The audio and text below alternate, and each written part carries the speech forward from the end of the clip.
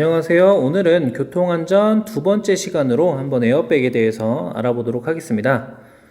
자, 목표는 지난 시간과 동일하게 자동차 사고가 사회에 끼치는 영향을 이야기할 수 있고, 그 다음에 운동량과 충격량, 그리고 속력과 안전거리의 관계를 설명할 수가 있겠고요. 그리고 자동차 안전장치의 예시를 들고 그 필요성을 말할 수가 있다가 학습 목표가 되겠습니다.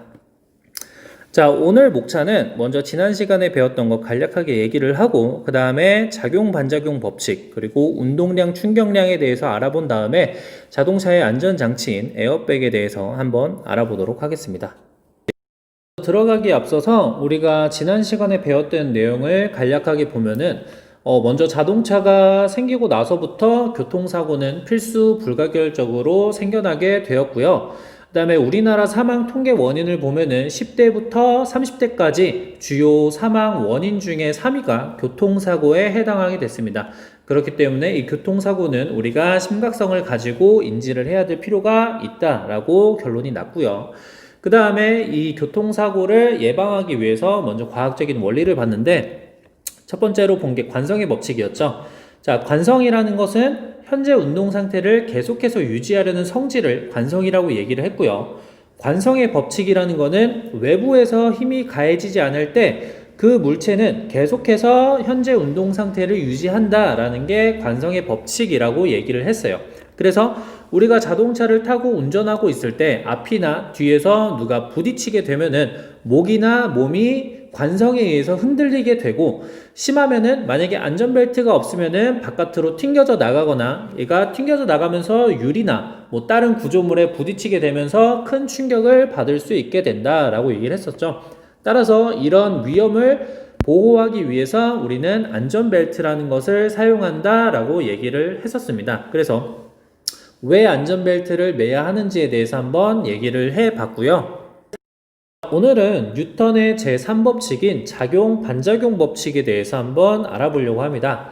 자, 작용 반작용 법칙이라는 것은 두 물체가 서로 힘을 가할 때 서로가 서로에게 가하는 힘의 크기는 동일하고 방향은 정반대이다 라고 이야기를 하는 것이 작용 반작용 법칙입니다. 자, 그림을 통해서 예를 보면은, 자, 뭐 왼쪽에 어떤 사람이 있고 오른쪽에 어떤 사람이 있죠. 자, 왼쪽에 있는 사람을 A라 그러고 오른쪽에 있는 사람을 B라고 얘기를 해 볼게요. 자, 보면은 B가 A를 뒤쪽으로 왼쪽으로 밀고 있는 모습을 보이고 있어요. 자, 그런데 B가 A를 왼쪽으로 밀게 된다면은 작용 반작용 법칙에 의해서 A도 마찬가지로 B를 밀게 되겠죠.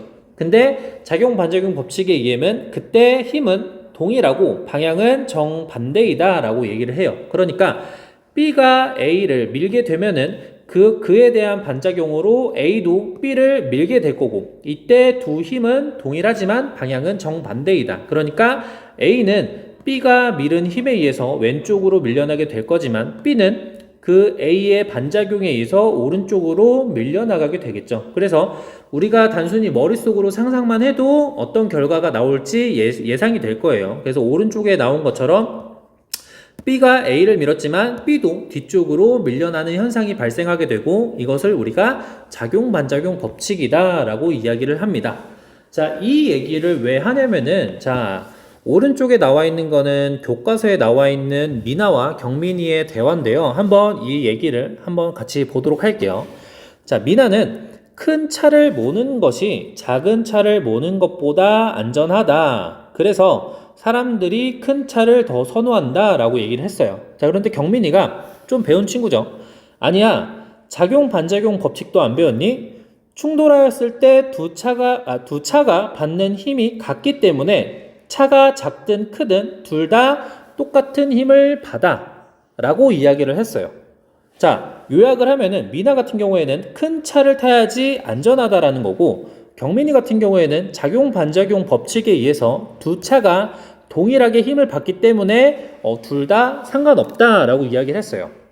자, 이 대화를 봤을 때 여러분의 생각은 어때요? 질량이 큰 차, 그러니까 큰 차랑 작은 차를 비교를 했을 때 어느 것이 더 안전하다고 생각이 드나요? 우리가 이제 다음 페이지에서 선생님이 설명해 주긴 할 건데, 한번 이거를 생각해보고 넘어가는 것도 좋을 것 같아요. 그래서 한번 생각해보고 이제 멈췄다가 다음 페이지로 한번 넘어와 보도록 하세요. 그러면은 질량이 큰 차랑 질량이 작은 차를 비교를 했을 때 어떤 차가 더 안전한지 한번 알아보도록 합시다. 자, 왼쪽과 오른쪽에 어떤 물체가 있다고 해볼게요. 당연히 왼쪽이 작은 거니까 질량이 작고, 질량이 작은 거는 스몰 m으로 적고, 그 다음에 오른쪽에 있는 거는 크기 때문에 질량이 크다고 얘기를 해보겠습니다. 그래서 만약에 두 물체가 달려와가지고 충돌을 해봤다고 할게요. 자, 그러면은 이 친구를 A, 그 다음에 이 친구를 B라고 얘기를 했을 때 A랑 B가 충돌을 하게 되면은 A가 받는 힘과 B가 받는 힘은 동일하게 될 거예요. 이 두 힘은 동일하게 될 거다라는 거는 우리가 알 수 있어요. 자, 그런데 여기서 중요한 건 뭐냐면은 뉴턴 제2법칙에 의하면은 힘은 그 물체가 가진 질량과 그 물체가 가진 가속도를 곱한 값과 같다라고 얘기를 했어요. 자, 그런데 둘이 받은 힘은 똑같아. 그런데 둘은 뭐가 다르죠? 질량이 다르죠. 질량이 다르기 때문에 당연히 뭐도 다르겠어요? 가속도도 다를 거예요. 맞죠?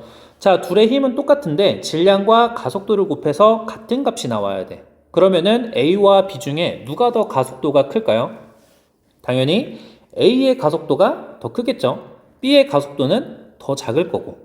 그래서 질량이 큰 것과 질량이 작은 것을 비교했을 때는 충돌을 했을 때 같은 힘을 받더라도 둘의 가속도는 달라지게 되는 것을 알 수가 있어요. 자, 그러면은 왜 힘을 똑같이 받는데 가속도가 뭐가 중요하냐라는 거를 얘기를 하냐면은, 자, 우리가 차를 운전해서 교통사고가 났을 때는 차가 크든 작든 어쨌든 그 안에는 동일한 사람이 있어요. 그 사람의 질량은 대부분 비슷하겠죠. 자, 그런데 얘네 둘이 충돌을 할 때 가속도가 크냐 가속도가 작냐에 따라서 안전하냐 안전하지 않는가가 결정이 될 수 있어요. 자, 가속도가 큰 경우에, 가속도가 크다라는 말은 무슨 말이냐면은 속도 변화가 크다라는 말이에요.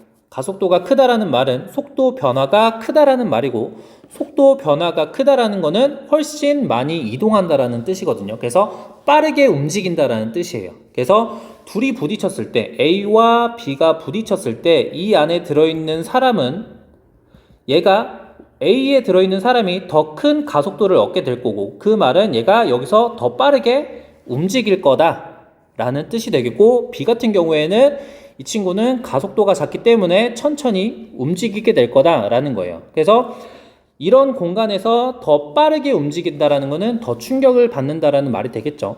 따라서 우리가 단순히 생각을 했을 때 A랑 B랑 질량은 다르지만 어쨌든 작용 반작용에 의해서 힘은 똑같이 받는 거 아니냐라고 물어볼 수는 있는데, A와 B는 질량이 다르기 때문에 같은 힘을 받더라도 가속도를 다르게 받고요.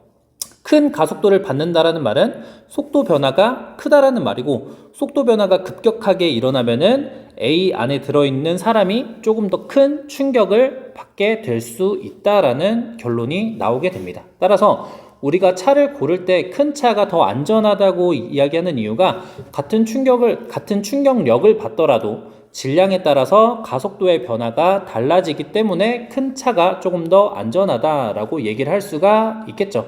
그런데 이거는 단순히 질량만 가지고 봤을 때 얘기지, 사실상 차의 구조라든지 차의 모양에 의해서 안전이라는 거는 좀 주관적으로, 그러니까 상대적으로 결정이 되는 것이기 때문에 꼭 질량이 큰 차가 무조건 안전하다라고는 할 수는 없어요. 하지만 보편적으로 봤을 때는 질량이 작은 것보다는 큰 게 더 좋다라고는 이야기할 수가 있겠죠.